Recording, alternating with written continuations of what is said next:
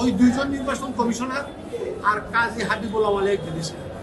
কারণ এই কাজী হাবিবুল আওয়ালের নির্বাচনে কোনো বিরোধী দল নির্বাচন করে, সুতরাং এখানে কারচুপি করবো কার বিরুদ্ধে? এখানে দেখা গেছে আওয়ামী লীগের বিরুদ্ধে আওয়ামী লীগ নির্বাচন করছে। তখন এই সরকারেরও ইন্টেনশন ছিল যে যেই পাস করুক আমাদের জন্য, হ্যাঁ, সিটিং মন্ত্রীকে ফেল করাইয়া, মাহবুব আলীকে ফেল করাইয়া সুমন, ব্যারিস্টার সুমন এমপি হয়ে গেছে। এবং এই বাংলাদেশে অনেক সিটিং এমপি অনেক সিটিং মন্ত্রীকে ফেল করেছে। সুতরাং আর এই মামলার যে 8টা 10টা ধারা আছে, অলমোস্ট অল দ্য সেকশনস আর বেলেবল।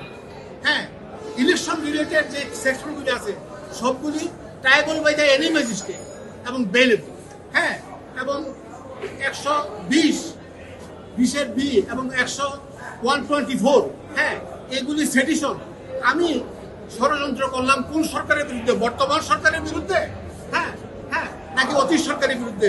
এজাহারে উল্লেখ, এজাহারে উল্লেখ থাকতে হবে আমি এই লোকটাকে লাঠি দিয়ে আঘাত করছি, তখন 323-এর অভিযোগ আমার বিরুদ্ধে হবে। কিন্তু এজাহারে যেটা উল্লেখ নাই, কিন্তু সেকশন হিসাবে ইনসার্ট করা হয়েছে সেকশন কলামে। হ্যাঁ হ্যাঁ, আমি বলেছি, আমি এটা কোর্টে বলেছি, কোর্টে আমি সবই বলেছি, আমি সিদ্ধান্ত দিয়ে বলেছি, 49 ডিএলআর দিয়ে বলছি যে এই বঙ্গবন্ধু হত্যা মামলা জুবেদা রশিদ, হ্যাঁ, তাকে কনস্পিরেটর হিসেবে ঘোষণা না, তার বাড়িতে সংসদ হয়েছে, কিন্তু এটা তো তার স্বামীর বাড়ি, সে কনস্পিরেটর না, এই সিদ্ধান্ত আমি দিচ্ছি, জমা দিচ্ছি। আমাদের বিরুদ্ধে হলো আমরা ষড়যন্ত্র করি নাই, আমরা সিডিশনও করি নাই, আমরা নির্বাচনে কোনো কারচুপিও করি নাই। কারণ একই সরকারের তারা কেউ নমিনেশন প্রাপ্ত সরকারের, কেউ তাদের বিদ্রোহী কেন্দ্র, সুতরাং এখানে কারচুপি করার কোনো সুযোগ নাই, আমি নির্দোষ।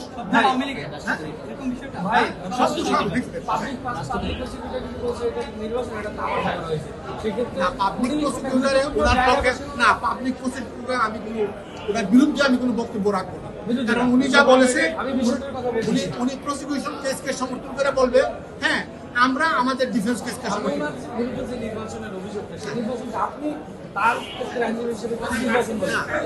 প্রসিকিউটর যে অভিযোগটা দিচ্ছে যে উনি 28% ভোট প্রথম বলছে, পরবর্তী সময় বলছে, কারণ পরবর্তী আফটার কাউন্টিং যখন নাকি দেখা যাবে যে 40% পড়ছে, তখন সবকিছু বিবেচনা করে কাউন্টিং করে উনি 40%-এর কথা বলছে। আর এটা তো আমি বলছি যে এই নির্বাচনটা